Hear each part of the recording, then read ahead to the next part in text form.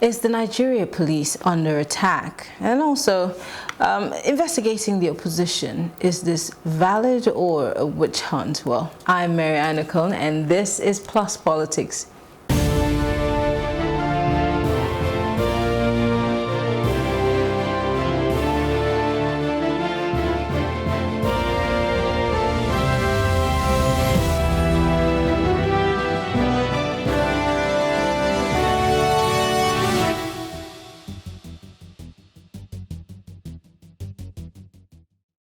The Nigeria police force was attacked by unknown gunmen in Bayelsa and Rivers states and lost 6 of its personnel, while a station was set ablaze in Imo State. The gunmen invaded a police station in Agudama, Yenagwa local government area of Bayelsa State and killed the divisional police officer, SP Ola Ronsala, and a pregnant police officer, well, she's a policewoman, and 2 other yet-to-be-identified cops on duty. What is going on? That's the big question. Is our police force under attack? Now, joining me to have this conversation, I have Lulu Eligbe. He's a political analyst. It's good to have you join us, Lulu. Okay. It's been a while. Of course, we also have Ambassador Roy Ohidieve. He's a security expert. It's good to have you join us. Thank you very much. So I think it's best to start with you. The big question is the police under attack? Because these things happen in less than 24 hours. Back to back, and there are so many things that make us worried, especially when our police stations are being set ablaze. Yeah, thank you very much. Let us first say it's a pity and sad to lose them. Those are family men, those are breadwinners, and certain persons have lost their way of income right now. I'm just praying that they have insurance. I'm also praying that they will have cover for their families. You pray, or should there be I know insurance? why I'm saying that, because they are already on a cash in transit movement, and that is moving cash for banks, financial institutions.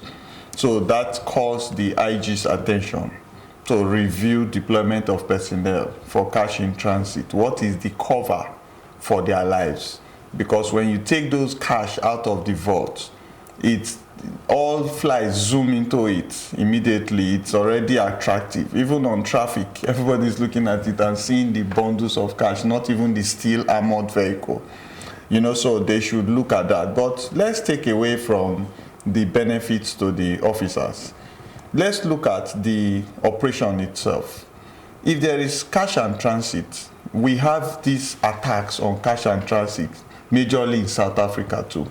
Most times you see it in South Africa. But I will like to request that the policemen I saw on those pictures, they were not properly kitted for that. Some of them, one of them or 2 I saw had headshots. And if he is wearing a helmet on his head, that would have gone way to protect his head. And there are other body armor gears. Certain banks have taken the prerogative to buy it themselves and give to their personnel that are deployed to them to escort cash. Another thing you need to look at is the route itself. Definitely, if you have routes that have bottlenecks, where you know that the vehicle will be caught into traffic, you should begin to think of alternate routes, and the vehicle, the lead vehicle itself that was in front of the bullion, was not a Hilux vehicle. It gives little room for maneuverability, for them to maneuver. And there's nothing wrong for also having a vehicle with ballistic protection. There are glasses with ballistic protection. When you see you are in danger, you could one up. Then you know that you can be protected, you can call for backup. Even the bullion itself, you can call for backup. And once there is a bullion van on the road, certain spots where you have policemen, a kind of relay, you're supposed to have a relay with other areas where you have police checking points, where you have police. But looking at the Nigerian road network, this sounds like something that would work well maybe in other places where the road networks are great, where we even have good roads. Let's not even talk about the network, the roads in itself, the state of the roads.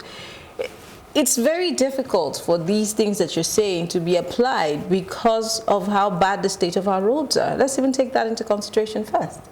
if you take into consideration the road network, you would understand also that there are times that those roads are free.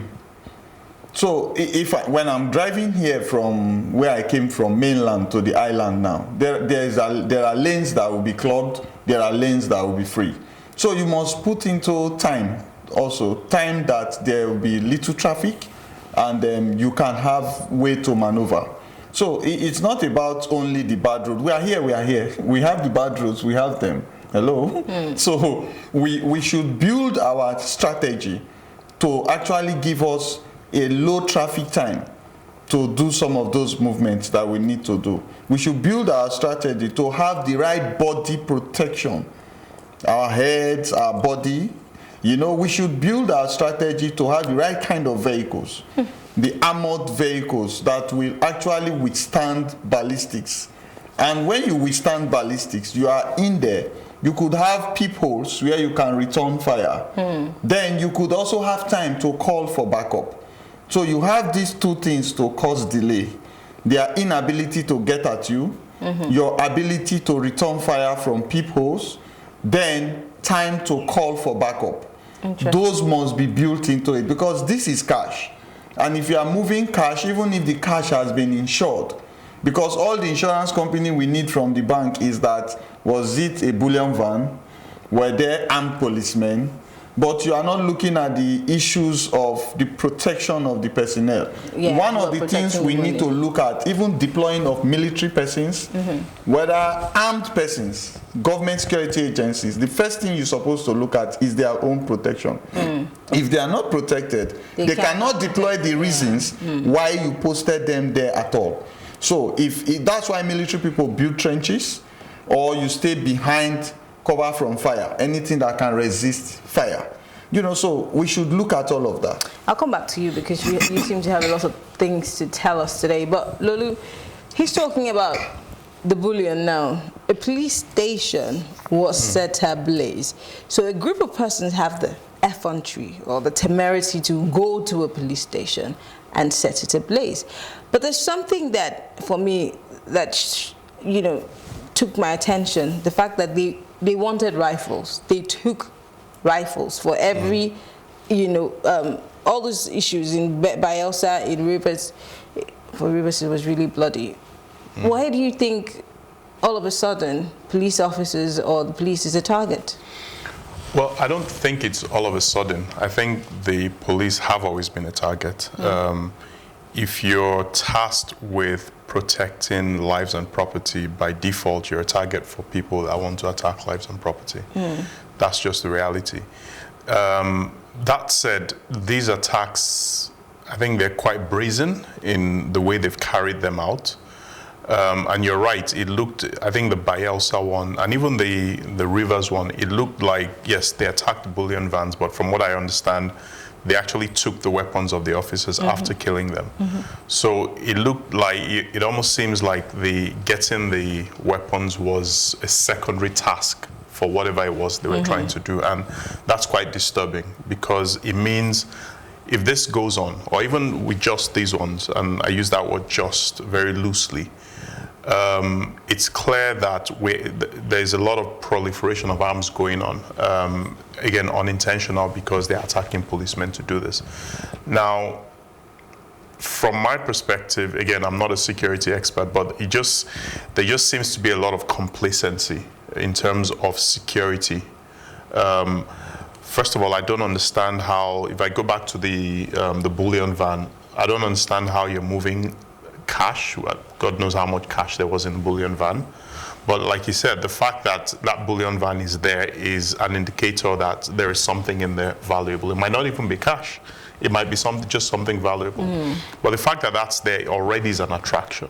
And the fact that that's an attraction means there has to be proper risk assessment. You can't just put the bullion van there, put a couple of cars there and tell them to go on their way, because that's attracting these people anyway. So you're saying that, it might not be what you're saying, but you're saying that we're taking a lot of things for granted, hence why this has happened. Absolutely. Even, I mean, if people being able to go to police stations, set them ablaze, steal weapons, shoot people, ordinarily, these kinds of things should not be possible, because you'd expect, I mean, if something happens, if there's a riot, whatever it is, you would think that one of the safest places would be a police station.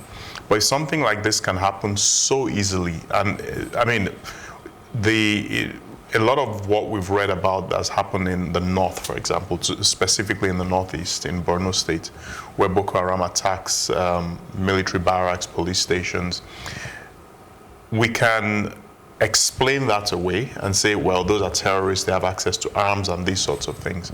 But on this side, that's not what's happening. So how is this still possible? So we could excuse what happened or what's happened in numerous times in Borno and say, okay, there's a war going on there, or there was a war going on for a long time, and these guys, they've had access to arms, they could do certain things.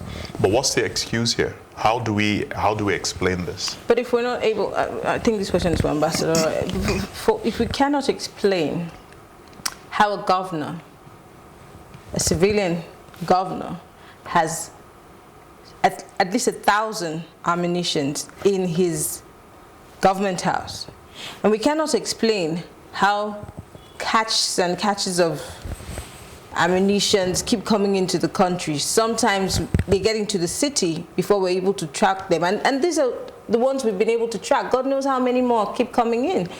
How do we expect that we will be safe and secure in this country?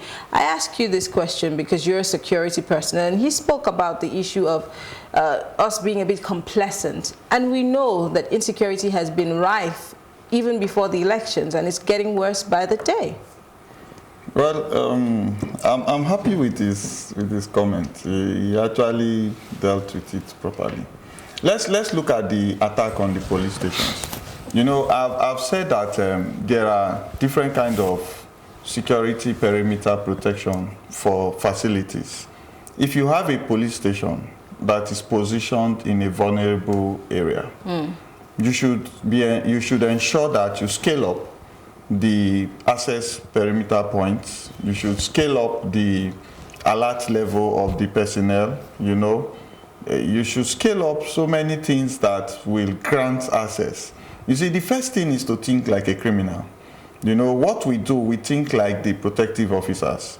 If I'm already a protective officer, then I should be expecting to be compromised by a criminal. So where are the areas that a criminal can compromise a police station? What are the technological presence like intrusion alarm system? They went in through the back, according to the report I read. They even got the DPO or whoever to take them to the armory. They asked him to kneel down, and they shot him where he knelt down, according to what I read.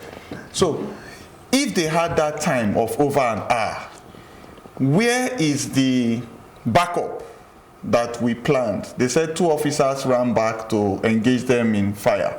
Are there no other police environment? Because we need to begin to think. During the time the army barracks are being attacked, I mentioned it too. I said a police station under attack should have a proximate other bases, that they have a coordination to protect one another. So since I have the armor here, then I'm being attacked here. Even the policemen that are attached to that police station could dash to the other police station and sign up arms and come back to engage these people. That's one. 2, when you see that the other 2 guys that were engaging them were from land to land, and we have waterways where they came from behind, then you initiate contact with the Marine Police to immediately, and the Navy, they could immediately block up the waterway. Just like there's fire in a place. I think this thing needs a lot of retraining for our officers. Okay? If there's a fire in a place, somebody is calling the fire service, somebody is calling the emergency services, somebody is evacuating persons. You know, everybody has a detail. So if you see this kind of situation coming up, you will understand that they are coming for weapons, 1. 2, they want to intimidate the personnel. But are you sure, I'm just wondering, do you not see that this might, because sometimes when issues like this come up, they we always look for an insider, because sometimes it could be termed as an insider job. There might be some, because it seemed like it was a properly planned, especially for the ones they went to the armory and with the DPO. So could there be an insider here, you know, giving information? Let me come in there. I like where you are going to. I would have entered that line of thought also. Because if you look at the case of Evans, you hear that he got one soldier guy involved. If you look at the time of Anini, you hear that either a policeman or a military guy was involved. You know, so many of the brazen cases. Now, if we want to look at the criminal justice system, if we have a sound, functional, effective criminal justice system, I'm telling you, most of these guys that you see that commit such offenses that are caught, their penalties and the line and the quick arm of the law on them would have deterred other persons not to just think it's a fun and a free-for-all activity to get into crime. Our criminal justice system needs to wake up. It's sleeping. That is one. The second thing is that the personnel themselves that abandon from the army, the police, the personnel themselves that are serving, they see criminals that they caught. It's not excusable. But these guys come back into circulation again and they see them living flamboyant lives. It's a kind of lure that those that are weak in mindset, those that are weak in resolutions, they fall into partaking in such things, and they are the ones that actually know how to come into this place, where, and it's easy too to get into a police station to become a complainant. I could get into any police station as a complainant. I could be there and two other persons come and we are just doing surveillance. You know, I'm taking into an IPO's office to write statements. I'm looking at where things are done. I come another day to visit. They won't tell me to leave. Okay, on my birthday, I can come and buy drinks and just greet everybody. I think some of those things, the police officers need to look at their exposure and disallow unnecessary opportunities for people to have an overview. But the police is your friend. How do you put them? How do you send these people away? There's a level. The police is your friend is more in communication. The police is your friend is more in interpreting your rights, not taking your rights from you and becoming barbaric. The police is your friend, is actually responding when you are at risk. Okay. Yeah. Let's look at this situation now, because I was listening to the radio this morning and the presenters were saying, if the police needs protection, then we the people are in trouble. So where does this put us? Because I'm imagining the president is really scratching his head right now, because he has to deal with the herders and the farmers. He has to deal with these cattle rustlers. He has to deal with the guys in Zamfara. Yeah. He has to deal with kidnappers who are still kidnapping as we speak. He has to deal with cultists in the Niger Delta. He has to deal with all sorts of things. And now he has to deal with police officers being killed in police stations.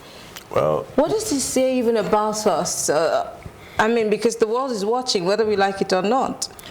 Yeah, I think the issue with the police or insecurity generally, and why the security services, why they seem to be struggling to get a hold of it, is I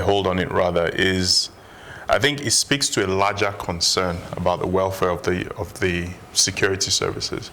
Now, when you mention the people being able to come into the police station, say it's my birthday, I can go buy them drinks, those sorts of things. In a sane society, something like that should not be happening. Well, this is Nigeria. But the reality is that a lot of these guys, first of all, are underpaid, when they are paid at all. So every opportunity they can, because let's be fair, a lot of them are not sure where the next meal is coming from. It's a bit hard to motivate someone to do their job when they're thinking about how they're going to feed themselves and their families. So there's that welfare issue that needs to be dealt with, which is why I say it speaks of a larger concern as far as I'm concerned. Now, I think one of the things that worries me is that we don't seem to have a grip on where these arms, where they're coming from. who is sending them, where they're going to. I mean, you mentioned earlier the case of the Ogun State governor that had an armory in the State House, and then accusations, counter-accusations. For the life of me, how something like that is possible, I don't understand it. Have you heard anything about it since then? Well, that's my point. It will die a natural death. This is how this, and I think that's the part that scares me even more. Because, okay, fine, he handed these things over, I think on the eve of the inauguration. I can bet anything that if his person had won the election, we wouldn't hear of any handover. That armory would still be there. And the implication that, the idea that whenever the police need arms, they can go there and pick them up, it sounds stupid. It doesn't even make any sense. And so we're wondering, if the reports are to be believed, I think you mentioned about 1,000 AK-47s. Rifles. That's the amount, that's what kits out, I think it's a battalion in the military, and it's just sitting there in the government house. You can actually go to war with those. 1,000, 2 million rounds of ammunition. And even at that, I think from what I read, I think they mentioned that at the time the arms got there were 3 million or something. At the time they were handed over, there were 2 million. What happened to the 1 million rounds or 2 million rounds or whatever it is? But we tend to not ask these questions because, well, depending on who's involved, I think depending on who's involved, that determines how we I don't ask know. the questions. Is it that we don't ask the questions or we don't scream? Because I always say that in Nigeria, it's who screams the loudest. That, for example, the row that was on social media about some pastor. We always make these noises, but it depends on the noise that is the loudest, then the federal government might react. But maybe we didn't shout enough. Yeah, my point is, see, it depends on who is shouting, first of all. Because if and I've said I want to go to that case, but if we look at, we're talking about everything that's happened over the last 4 or 5 days with the pastor, right? Before any of that broke, almost every day, we're hearing about one sexual assault or the other, one rape case or the other. There was one in Port Harcourt, I think just a day before. Yeah, a little girl who was raped by a 9-year-old girl. Yeah. And there was no noise on social media. And then the very next day, this happened, and while I have a lot of sympathy and all that, but my point is, we're so selective about the kinds of noise we make. Now, the next noise now is about the Ruga settlements and all these things, but which some people are still not even really educated about. But this is my point. So it's almost like we scream about change, but we're so selective about it that it calls our seriousness about wanting change into question. Because if we're going to, this needs to be a sustained effort, because it gets to a point where the citizens make enough noise, the government has to act. But we're so fickle as a people that we'll make noise, and we make noise. Our noise is always up till the next scandal or the next big issue, and then that one gradually gets pushed aside. When this whole thing about the armory in Ogun State came up, there was a lot of noise about it. But like you said, last 2-3 days, I haven't heard a thing about it. And that was it. This is a very serious issue. That's the one we know about. So it leads me to my last question, because they're telling me in my ear that we need to go for a break. Ambassador Roy, I'll give you have 1 minute each. So the IG is ordering for a manhunt, which is normal. We always order for these manhunts. But what should they be doing? Because whether we like it or not, there's an underlying reason why police officers are as vulnerable as they are. I remember a story, and every time I have an opportunity, I talk about this. I was talking about police welfare. We always talk about the negatives of our police officers. Yes, their excesses are a lot, but we also never really talk about what these people are going through. So that day, I decided to talk about police welfare. And a police officer called me, on conditions of anonymity, and said he was posted from a certain part of the country, Middle Belt, to Rivers State. His senior officer has not given him the money he's supposed to use in settling. He hasn't seen that money. Guess what? He has nowhere to go. So he sleeps in an abandoned vehicle in front of his police station. So he wakes up early, goes to the bathroom and takes his shower and comes. So How do you get that kind of man to be on the straight and narrow? Hence my question. How soon can we deal with the underlying issues of the average police officer? Before he's a police officer, he's a Nigerian. How do we deal with those issues so that we do not have these kind of things happening? Because I will keep insisting that there is an insider hand in all of this. Okay, let me first quickly tell you that we have heroes in government, but we don't have heroes in governance. We are supposed to have people we look at and say, this guy is an explicit governor. He gives governance to the people. But the whole thing falls in the election. During the election, you will see they need people that could pull thugs, they need people that could call for slander, they need people that could make all the noise, agitate. Once the election is over and somebody wins, he doesn't know what to do anymore. He's not a hero in governance. He's a hero in election. He knows how to shake everywhere and get the votes. Crook and hook. Then deliver governance. Even the followers that were shouting, everybody will just be quiet. Now, having said that, quickly, I see the new DPO, the new IG coming on board.